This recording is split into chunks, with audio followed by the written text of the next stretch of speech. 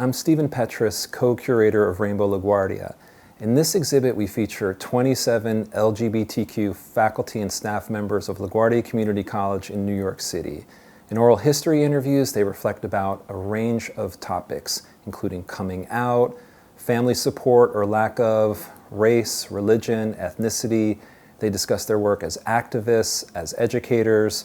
There's really something in this exhibit for everyone. There's a total of 92 video clips in the exhibit. Of course, you don't have to view them all in one sitting. You can come back repeatedly.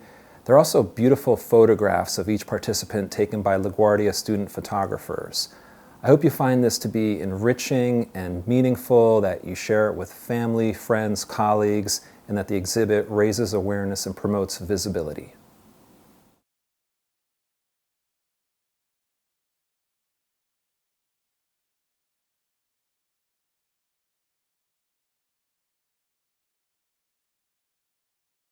My dad grew up in Tuscaloosa, Alabama, and very involved in the church, and also a musician. So I think he was accused of being gay so much when he was younger that he developed his own ideas and how painful it could be, but also not wanting it to be in his family or any part of that. So at one point I was just getting out of college and moving into an apartment with a friend of mine who they knew was gay. And my dad asked me at that point if Brent was my boyfriend, and I could honestly say no, and denied being gay. And he said, well, if you were gay, it would kill your mother. And you know, who wants to be responsible for killing their mother? So it shoved me further back into the closet at that point.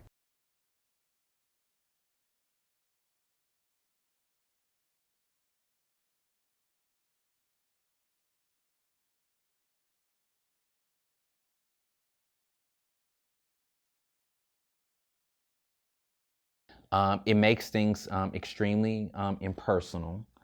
There's a lot of judgment, discrimination, and shaming that takes place in dating apps. Like it goes without fail.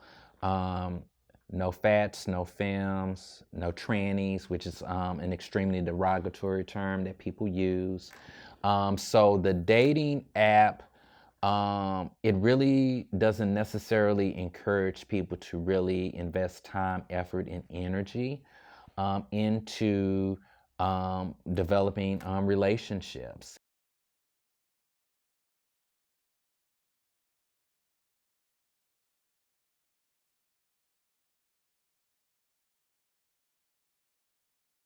Transitioning, like, the first couple of years especially is like really difficult, and you need like some real support structures in place. It's a pretty lonely experience going through the transition, and it's a pretty disorienting experience to like move into a different gender and navigate the relationships based on that presentation. And it's just like, honestly, you're going through puberty again, and you're doing it at 40. And so going through puberty again at 40 is like no joke. And you have to have a group that's not just like neutral, but actually supportive.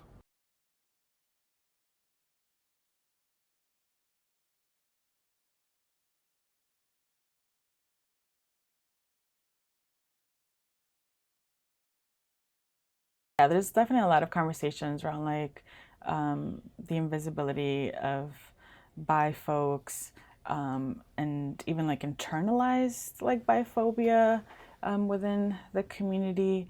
I'm in a seemingly like heteronormative relationship, right? So my partner is a cisgender man, and I think even just within the LGBTQI community, there's still even stereotypes of, well, it's a phase, or you're fake, or you're just experimenting, or you don't know what you're doing. I've had a hard time coming to terms with that, or even just my own insecurities of like, do I belong to the LGBTQI community? How much space can I take?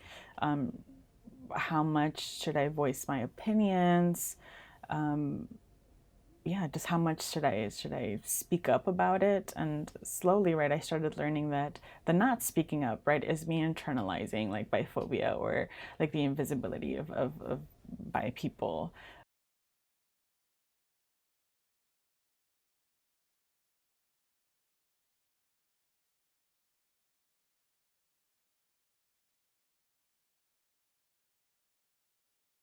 When you come out, you kind of come out every day, right? Once you've made that decision, your degree of, for me, you don't choose to be, for lack of a better word, queer. You choose whether you're going to be open about it or not, and to whom, and where, and when, and how. And that's the question. And I guess, in different professional aspects, you're open or not open. Clearly, this is the most open I've been at LaGuardia, though I've never hidden who I am, right? But I've not been as open.